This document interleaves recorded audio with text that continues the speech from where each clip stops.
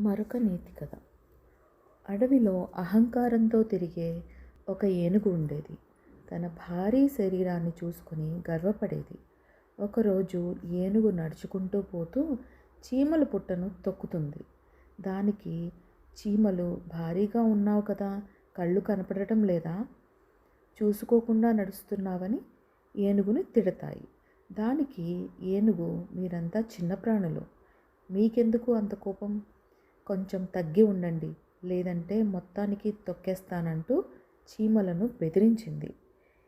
ఏనుగుకు ఎలాగైనా బుద్ధి చెప్పాలని చీమలన్నీ ఆలోచిస్తాయి.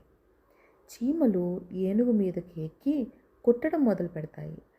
మరికొన్ని చీమలు ఏకంగా కంటిలో కుట్టడంతో ఏనుగుకి కళ్ళు మూసుకుపోతాయి. దీంతో ఏనుగుకి కళ్ళు కనపడక ఒక చెట్టును ఢీకొట్టి కింద పడిపోతుంది. బలం ఎక్కువ ఉంది కదా అని పొగరుగా ప్రవర్తించకూడదని చీమలు ఏనుగుకి బుద్ధి చెప్తాయి.